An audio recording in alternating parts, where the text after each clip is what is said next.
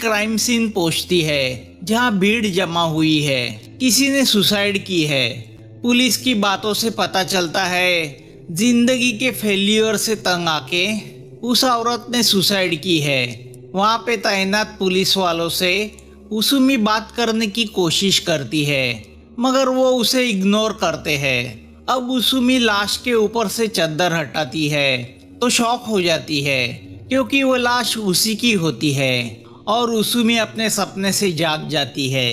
पिछले कई दिनों से उसूमी को यही सपना आ रहा है। उसूमी को लगने लगा है कि वो पुलिस की नौकरी के लिए नहीं बनी है। ना कोई केस, ना कोई प्रमोशन और ना कोई हैपनिंग। उसूमी का बॉस चीफ ऑलविन उसे पुलिस ट्रेनिंग के लिए अमेरिका भेज रहा है और उन्हीं लोगों को ट्रेनिंग के लिए भेजा जाता है जो किसी काम के नहीं होते।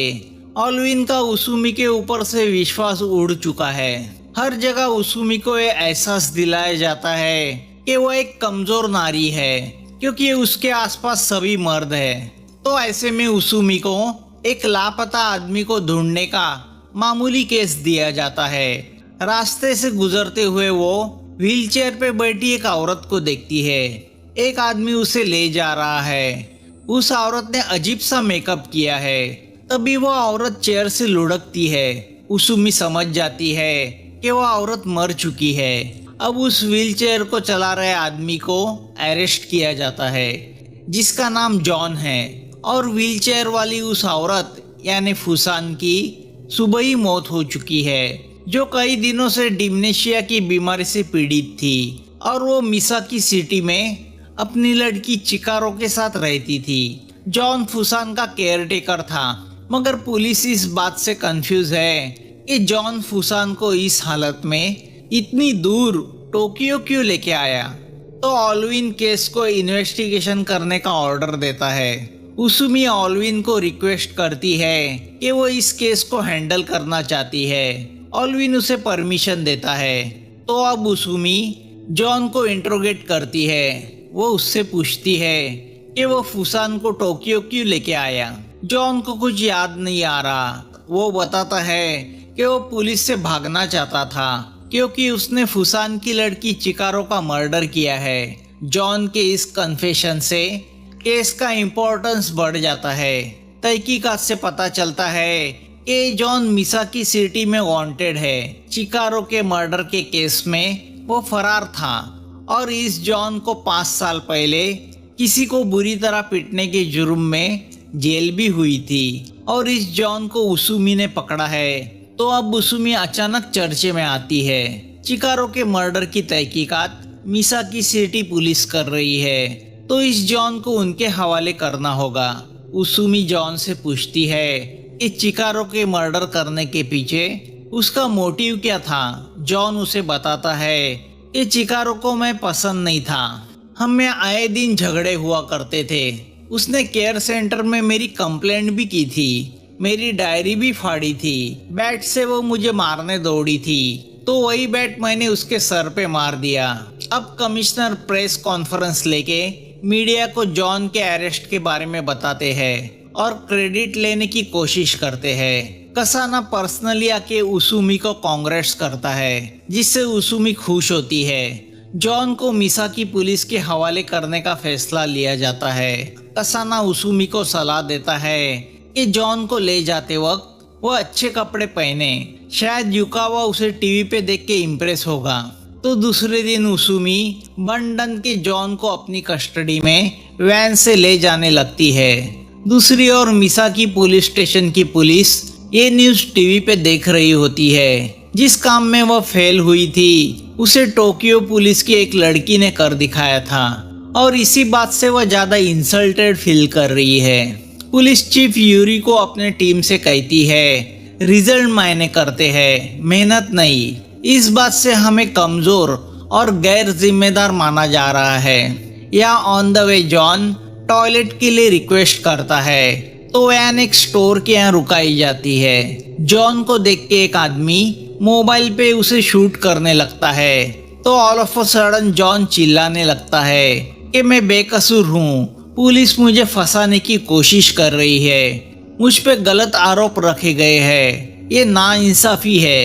अब एक क्लिप न्यूज मीडिया में दिखाई जाती है। मिसाकी पुलिस का डिटेक्टिव जेरी यूरिको से कहता है कि जॉन ने उस पर रखे इल्जाम से साफ इनकार किया है। उसका कहना है कि उसूमी ने उस पर जबरदस्ती करके उसका बयान लिया है। ये सुन के उसूमी शॉक होती है, तो जेरी भी उसूमी को ही गलत समझता है, क्योंकि उसूमी ने अपने रिपोर्ट में लिखा है कि जॉन ने चिकारो का मर्डर सर पे बैट मार के किया है, मगर असलियत में मर्डर ब्लेंडर सर पे मार के किया गया है। वह देख के उसूमी के होश उड़ जाते हैं। उसे पछतावा होता है कि वह जॉन की बातों में आ गई। जेरी उससे कहता है कि क्या बोगस स्टेटमेंट बना के वह सेलिब्रिटी बनना चाहती है, तो वह उसे टोक्यो वापस जाने कहता है। ऑलविन भी इस गजब की बेइज्जती से गुस्सा है। उसूमी मिसाकी में रह के केस के इन्वेस्टिगेशन का हिस्सा बनना चाहती है। कमिश्नर उस पर विश्वास रख के उसे परमिशन देता है, मगर उसूमी को अपने खर्चे खुद उठाने होंगे। तो अब उसूमी एक सस्ते होटल में शिफ्ट होती है। तभी कुमोटो नाम का एक जर्नलिस्ट उसूमी के पास आके कहता है कि वह भी जॉन के केस को स्टडी कर रहा है, मगर उसूमी के पास बताने लायक कुछ है ही नहीं। दूसरे दिन उसूमी जेरी से कहती है कि वो उसे भी इन्वेस्टिगेशन में शामिल करे, तो जेरी उसका इंसल्ट करता है और उसे ऑफिस वर्क देखने बोलता है, जिस पर दोनों की बहस होती है। तो सीनियर इंस्पेक्टर सिमोन उसूमी को अपने तरीके से इन्वेस्टिगेशन करने की परमिशन देता है और उसे असिस्ट करने के लिए तोमा नाम का जूनियर डिटेक्टिव देता है, जो कंप्यूटर एक्सपर्ट है। वैसे तो तोमा चापलूसी लड़का है, किसी काम का नहीं। तोमा को लगता है कि जॉन इनोसेंट है। अब दोनों क्राइम सीन पे जाते हैं जहां चिकारो का मर्डर हुआ है। तोमा बताता है कि फुसान पिछले 10 साल से डेमनेशिया की बीमार थी। जॉन हर रोज सुबह 9 बजे से 5 बजे तक उसकी सेवा में रहता था। संडे उसकी छुट्टी होती थी। चिकारो डेंटिस्ट के यहाँ जॉब करती थी, मगर चिकारो का मर्डर संडे हुआ है, तो संडे ऑफ होने के बावजूद जॉन यहाँ क्यों आया? ब्लेंडर पे जॉन के फिंगरप्रिंट्स पाए गए हैं, मगर वो सबूत नहीं हो सकते, क्योंकि जॉन उसे रोज इस्तेमाल करता था। पुलिस को जॉन की हुडी मिली है जिस पर चिकारो का ब्लड लगा है। अब उसूमी उस केयर सेंटर में जाती है जिन्होंने जॉन को फुसान के घर ड्यूटी दी थी। वहाँ की मैनेजर बताती है कि जॉन मेहनती था। वो 3 साल से वहाँ काम करता था। उसके पहले वो टोक्यो में वीडियो गेम बनाया करता था। उसूमी को पता चलता है कि चिकारो ने खास करके जॉन की डिमांड की थी। मतलब जॉन ने झूठ बोला था कि चिकारो उसे पसंद नहीं करती थी। तो अब उसूमी जॉन के रूम की तलाशी लेती है, जहाँ बहुत सारे पेपर कटिंग दीवार पे लगाए होते हैं, जिससे पता चलता है कि जॉन एक पॉपुलर वीडियो गेम मेकर था, मगर कई लोगों को उसके गेम बोरिंग लगते थे। मैनेजर बताती है कि जॉन ने उनके सेंटर की वेबसाइट भी बनाई थी। यहाँ जॉन उसूमी को मिलने की इच्छा जताता है, तो जेरी न चाहते हुए भी उसूमी को बुलाता है। जॉन उसूमी को बताता है कि उस दिन जब वह चिकारो के घर में पहुंचा तो उसका ऑलरेडी मर्डर हो चुका था। संडे ऑफ होने के बावजूद वो वहां से गुजर रहा था, तो फुसान की हालचाल पूछने वो उनके घर गया। अंदर चिकारो की लाश खून में लथपथ पड़ी थी। पास ही ब्लेंडर पड़ा था। मैं पुलिस को कॉल लगाने गया कि तभी पीछे से मुझे शॉक लगा। मैं दरवाजे से टकराया और बेहोश हुआ, जिससे मेरी मेमोरी टेम्परवरीली लॉस हुई। जॉन उसे अपने सर की जख्म भी दिखाता है। वह बताता है, जब मैं होश में आया तो मेरे हाथ में ब्लेंडर था और हुडी पे ब्लड लगा था। डर के मारे मैं वहां से भागा और साथ में बीमार फुसान को भी ले गया, क्योंकि अगर मैं उसे उस हालत में छोड़ के जाता तो वो मर जाती। और फुसान की इच्छा थी कि उसकी मौत टोक्यो में हो। उसूमी जॉन की बातों में आना नहीं चाहती, क्योंकि उसके झूठ से वो पहले भी फंस चुकी है। फिर भी उसे कहीं लगता है कि जॉन की बातों में सच्चाई है, मगर जेरी जॉन की बातों में आना नहीं चाहता। वो उसके खिलाफ केस बनाने की सोचता है, सिमोन बताता है कि 5 साल पहले एक आदमी ने जॉन पे इल्जाम लगाया था कि उसके सभी गेम्स चुराए हुए हैं, जिस पर जॉन ने उस आदमी की पिटाई की थी। तब जॉन को जेल भी हुई और उसकी बदनामी भी हुई। रात को पुलिस चीफ यूरिको उसूमी को एक पब में लेके जाती है। वो उससे कहती है कि मर्द कभी नहीं चाहेगा कि औरत उसके आगे निकल जाए, तो वो हमेशा उसे नीचा दिखाने की कोशिश करता है। पुलिस डिपार्टमेंट में भी यही चलता है, तो उनके साथ मिलके काम करना सीखो, वरना डिपार्टमेंट में तुम्हारे दुश्मन बढ़ेंगे और काम करना मुश्किल होगा। यूरिको उसूमी से कहती है कि कमिश्नर ने तुम पे विश्वास दिखाया है, तो कुछ करके दिखाओ। उसूमी का टोक्यो का असिस्टेंट उससे कहता है कि जॉन के केस का कनेक्शन 9 साल पहले के सरोगी केस से है। 9 साल पहले सरोगी ने जेल में सुसाइड की थी, मगर मरने के पहले उसने न्यूज मीडिया को लेटर लिखा कि पुलिस ने उसे झूठे केस में फंसाया है, और इस बार जॉन ने भी वही कोशिश की है, तो मीडिया पुलिस के अगेंस्ट हो गई है। दूसरे दिन रिपोर्टर कुमोटो उसूमी से मिलता है। वह बताता है कि पिछले 2 साल से पुलिस को अननोन ईमेल्स आया करते थे, जिसमें ये कहा जाता था कि वाईटी मर्डरर है, उसकी वजह से जर्नलिस्ट ने सुसाइड की है।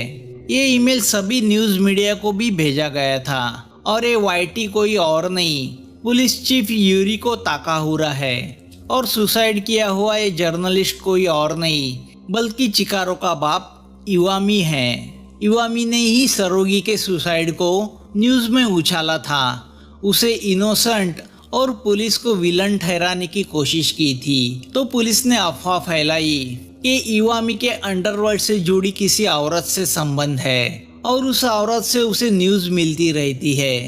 पुलिस को शक था कि धमकी भरे ईमेल चिकारो पुलिस को भेज रही है, जो अपने बाप की मौत का बदला पुलिस से लेना चाहती है। उसके कुछ ही दिनों बाद इस चिकारो का भी मर्डर हुआ। ये बात संदेहजनक है। 9 साल पहले सरोगी केस की तहकीकात यूरिको ही कर रही थी। उसने सरोगी पे झूठे इल्जाम लगा के क्रिमिनल ठहरा के जेल भेजा था।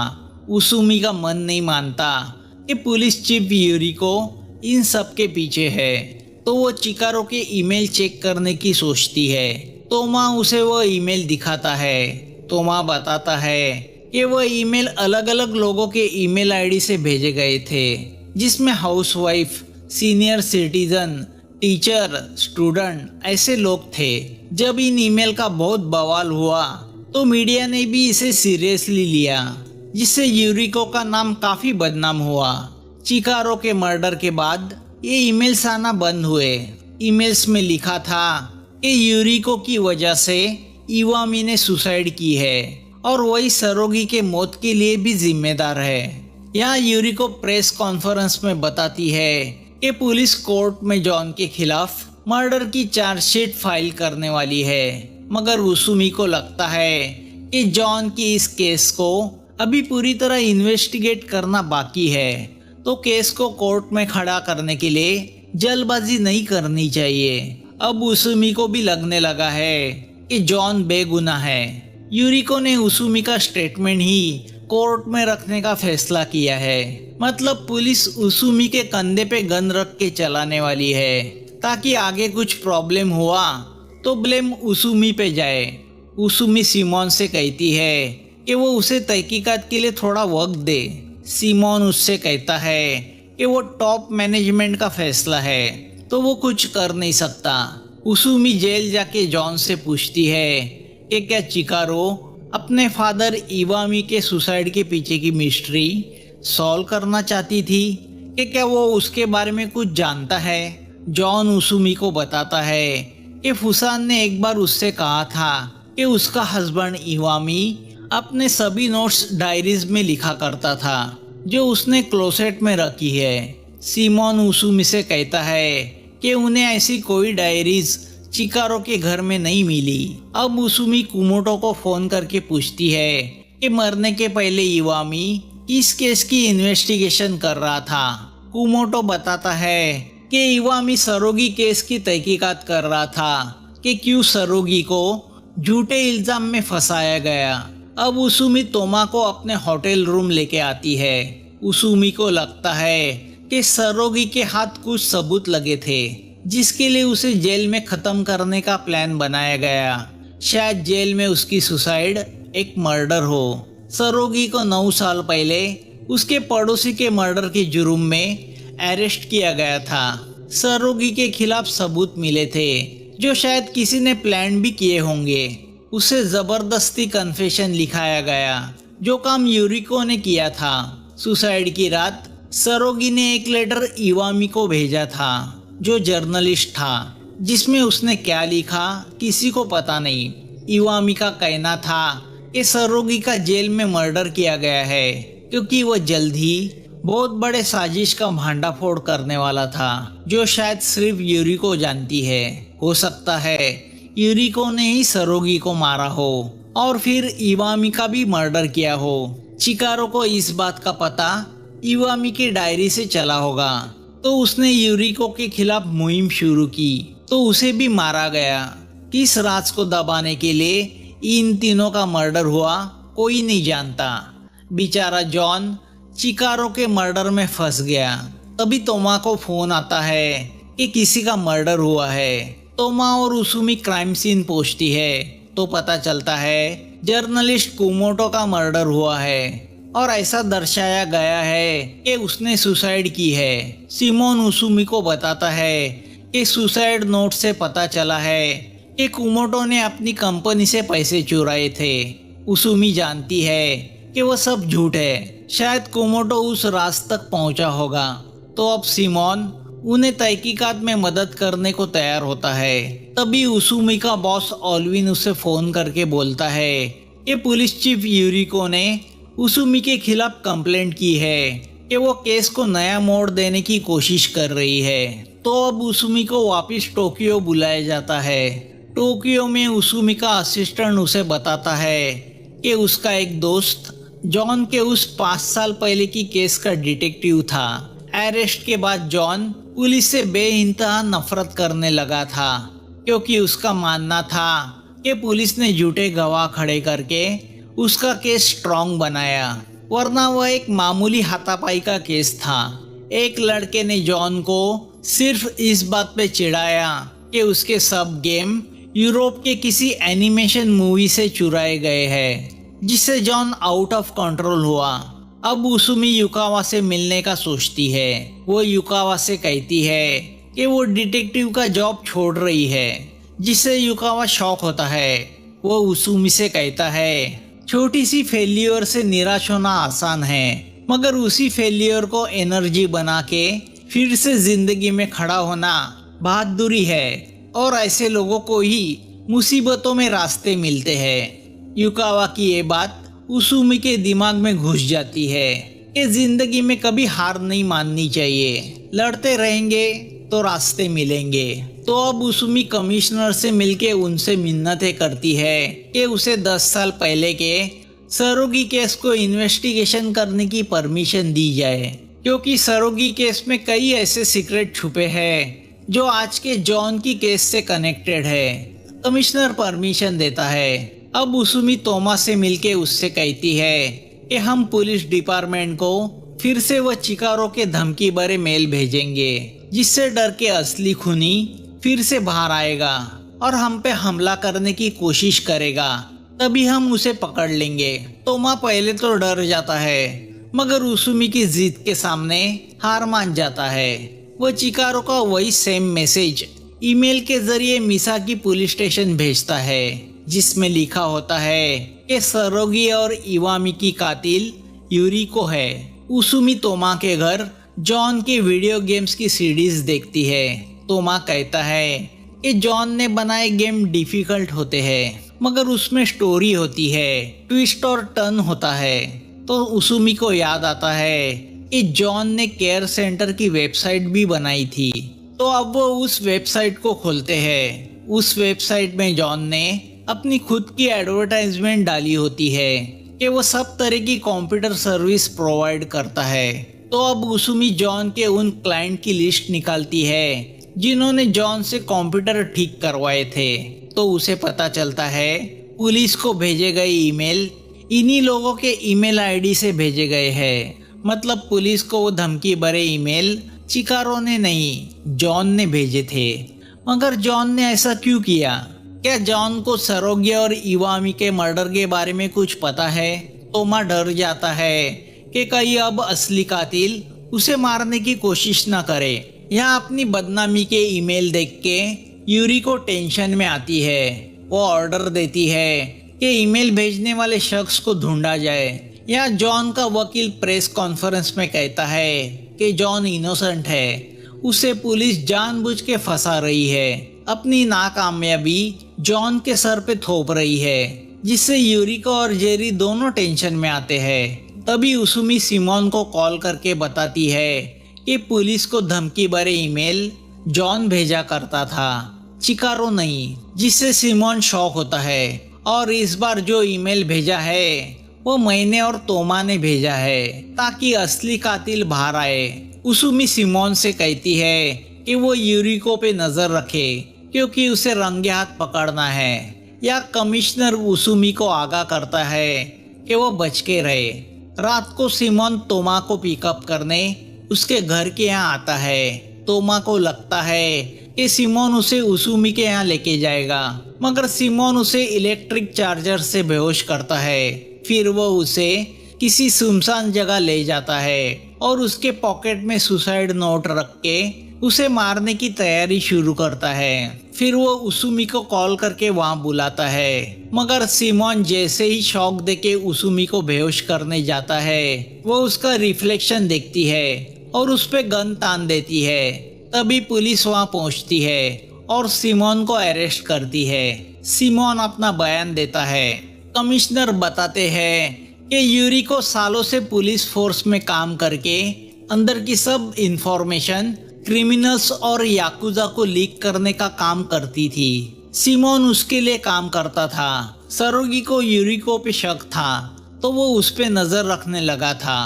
तो यूरिको ने उसे पड़ोसी के मर्डर के झूठे इल्जाम में फंसा के अरेस्ट किया, उससे झूठा बयान लिखवाया।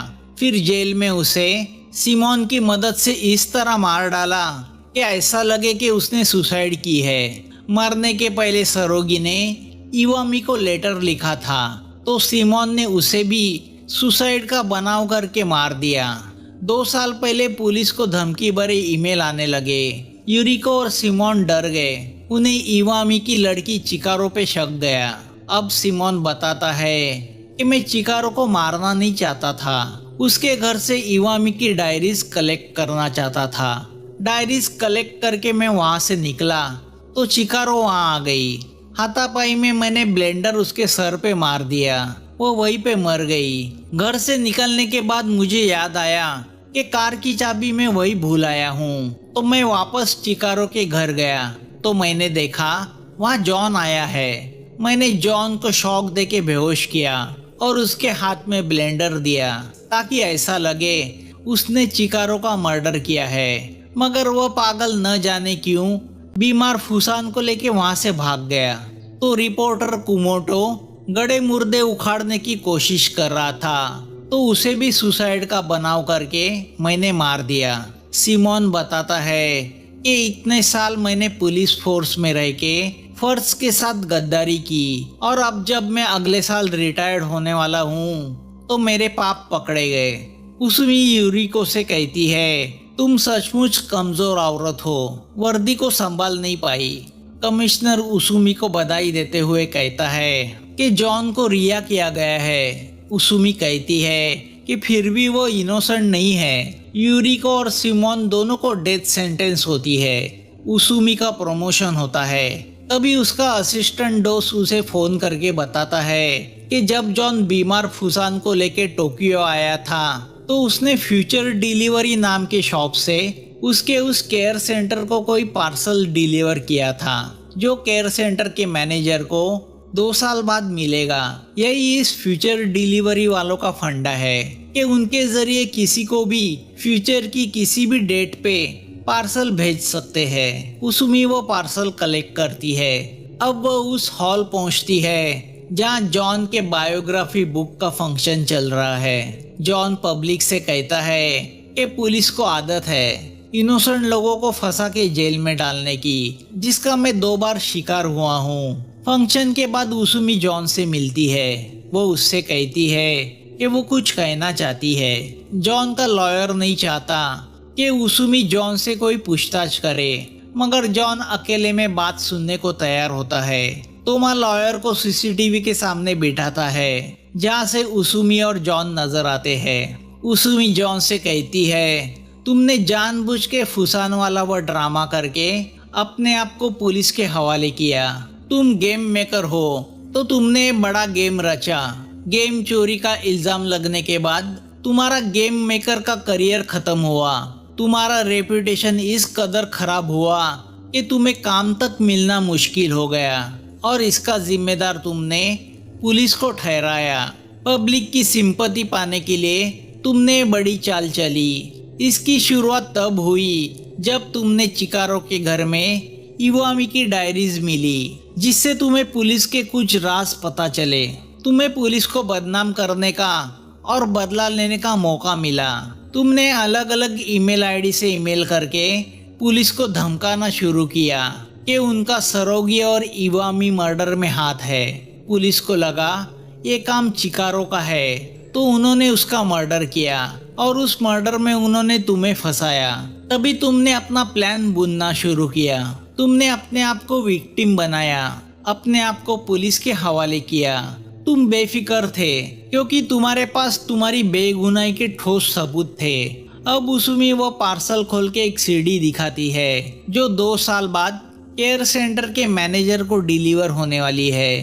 क्या है उस सीडी में? उसूमी बताती है कि उस सीडी में साफ दिख रहा है कि सीमान चिकारो का मर्डर कर रहा है। तुमने चिकारो के घर में फुसान पे नजर रखने के लिए सीसीटीवी कैमरा फिट किए थे। तुमने वीडियो में देखा कि सीमान ने चिकारो का मर्डर किया, मगर तुमने ना पुलिस को बुलाया ना सबूत पुलिस के हवाले किए। उल्टा तुमने अपने आप को विक्टिम बनाया और इस तरह सीडी को डिलीवर किया कि वो 2 साल बाद लोगों के सामने आए और लोगों को पता चले कि पुलिस कैसे खुद मर्डर करके मासूम लोगों को फंसाती है। 2 साल तो तुम्हारी ट्रायल ही चलने वाली है, तो तुम बड़े मजे में थे, मानो तुम पुलिस के साथ गेम खेल रहे थे। मगर सब पुलिस गंदी नहीं होती। पुलिस को विलन बना के खुद को हीरो बनाने की तुम्हारी आइडिया एकदम घटिया थी, जैसे तुम्हारे गेम घटिया होते हैं। तुम्हारी ईमेल की वजह से चिकारो की जान गई, बीमार फुसान मर गई। तुम भी एक मर्डरर हो। जॉन उसूमी को धमकी देता है, मुझसे मत उलझो वरना बेमौत मारी जाओगी। तो उसूमी उससे कहती है, तुम्हारा दिमाग घटिया है, तुम्हारी सोच घटिया है और तुम्हारे गेम भी घटिया है, क्योंकि तुम इंसानी घटिया हो। लोगों की आइडियाज चोरी करके गेम बनाने वाले तुम मामूली चोर हो।